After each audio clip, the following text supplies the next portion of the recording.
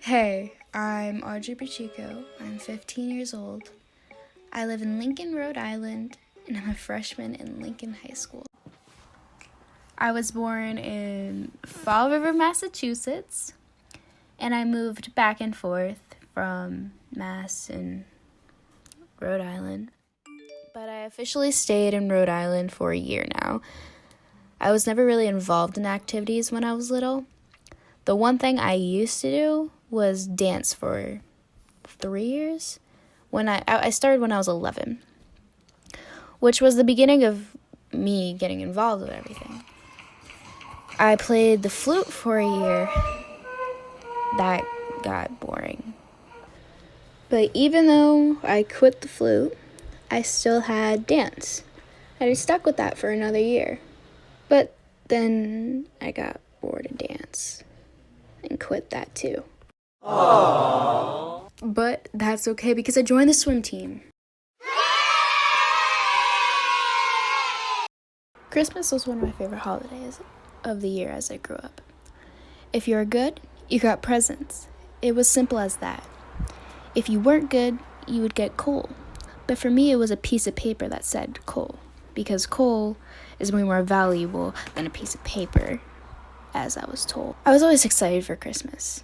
I'd look out my window to see if I could catch Santa, but I never did. But that's besides the point. I was always excited for Christmas. I'd plan my outfits to match with Santa and everything. Cue the pictures! Make a pose, pose, pose, pose, pose, pose, pose, pose, pose, pose, pose, pose.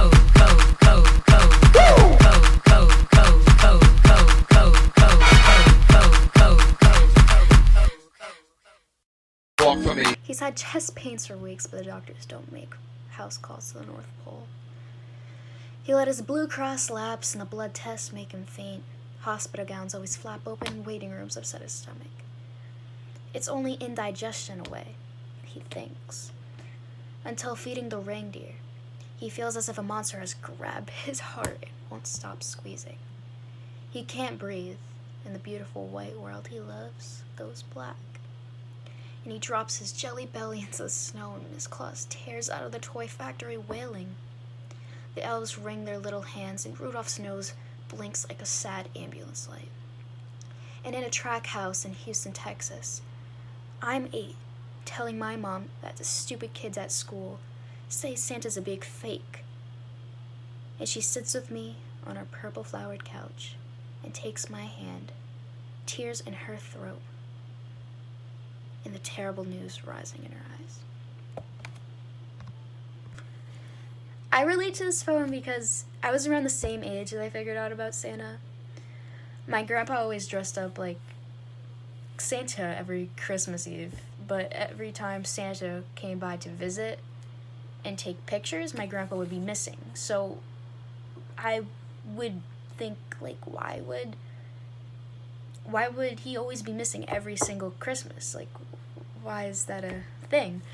And he would always make an excuse like, oh, I was in the bathroom, or I was getting milk at the store because we ran out, or I was outside because I needed some fresh air.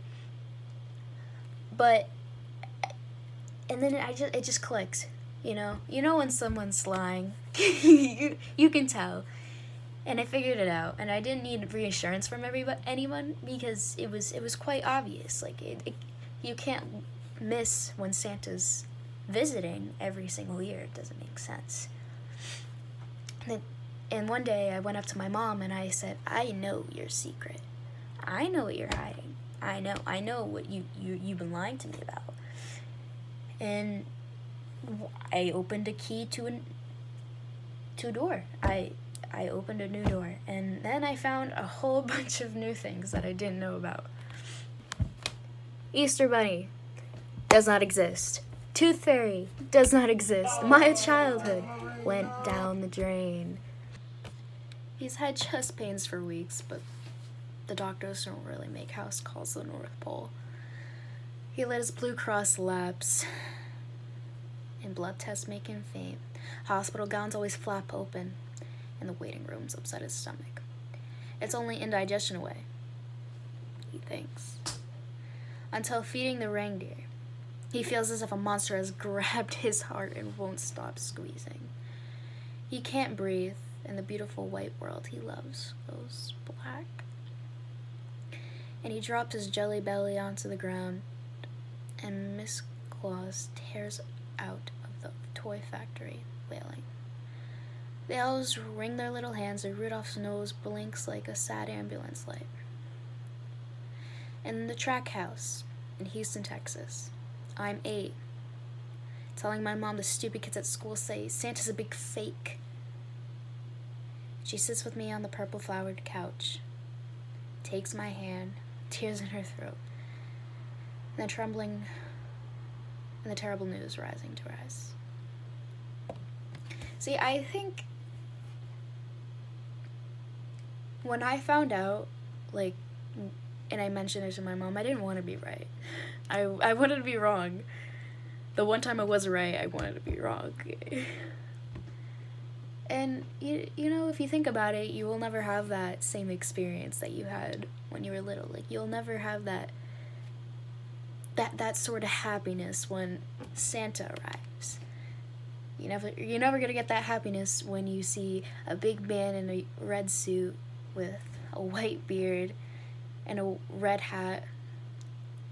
And you'll never get that, like, type of excitement. You won't jump up and down and scream like you were when you were little. And I mean, it sucks, but it was fun while it lasted, you know? Scene.